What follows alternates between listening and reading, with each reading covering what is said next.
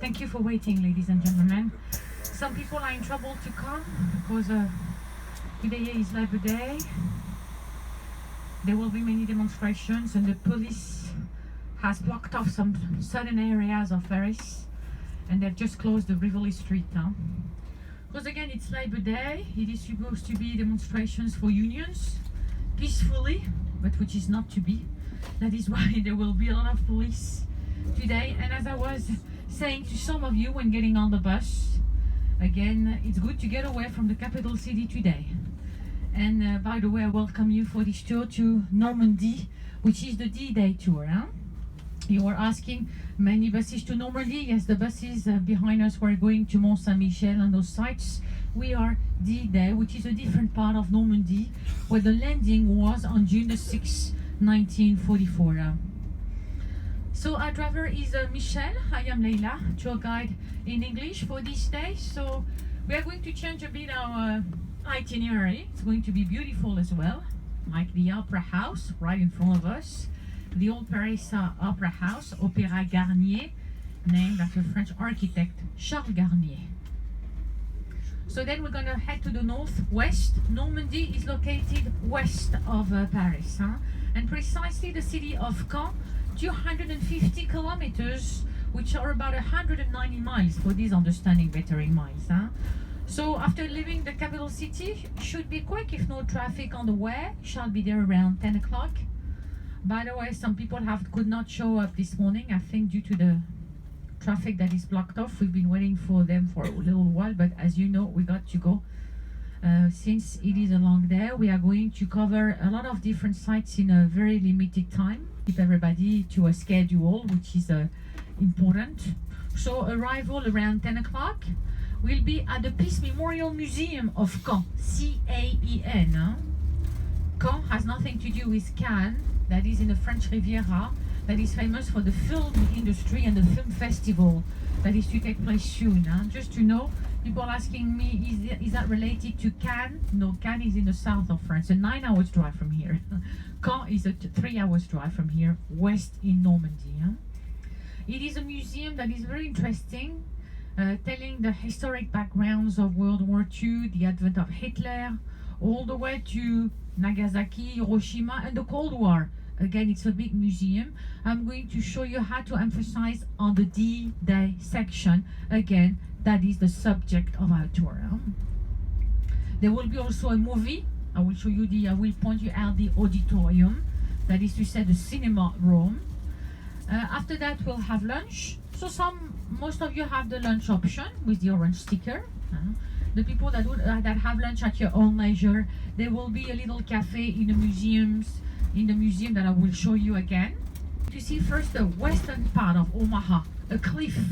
I don't know if some of you do speak French, La Pointe du Hoc, the Hoc Cliff.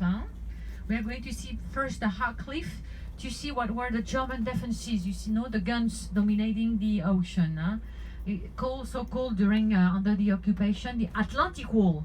You know that after the United States joined the war on December the 7th, 1941, the decision of Hitler was to build bunkers and to erect guns on the cliff tops, such as the Pointe du Hoc. He didn't have enough men to watch the western coast of Europe.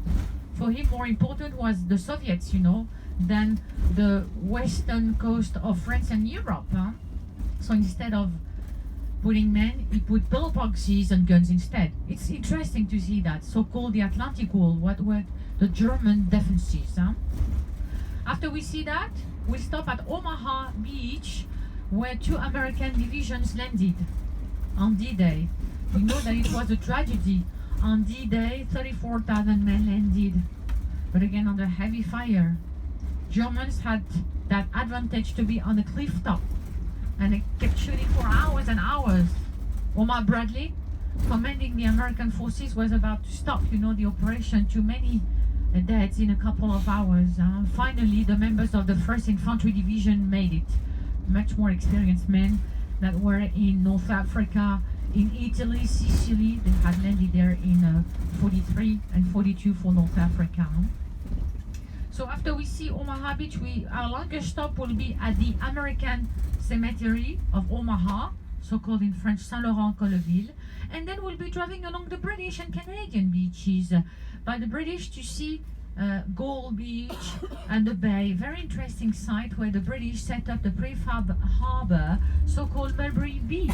You know that Germans were occupying and controlling the French ports.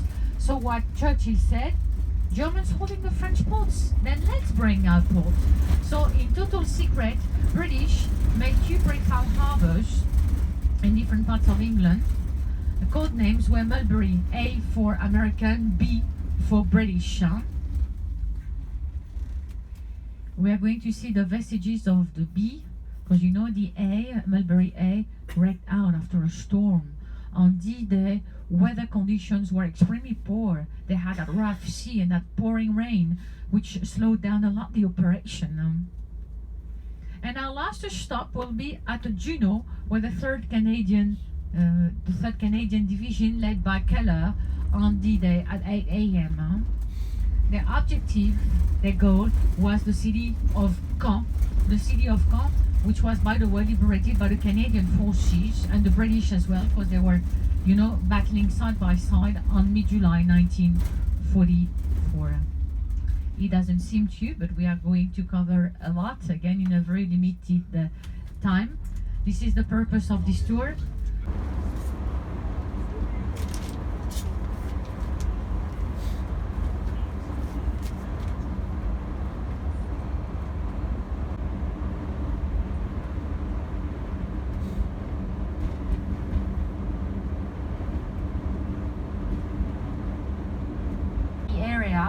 Because again they make the fat cow is brown and white, being a good milker. You got also the Holstein cow that is not French but from Northern Europe, from the Netherlands. Not here. You got them again just for pets. You're gonna see that this afternoon when we drive throughout the countryside. So what about the cheese here? You got the famous cheeses. I used to say 3, but I could say even more, 4. The very famous cheeses here are Camembert, Livarot, Pont-l'Évêque and Neuchâtel.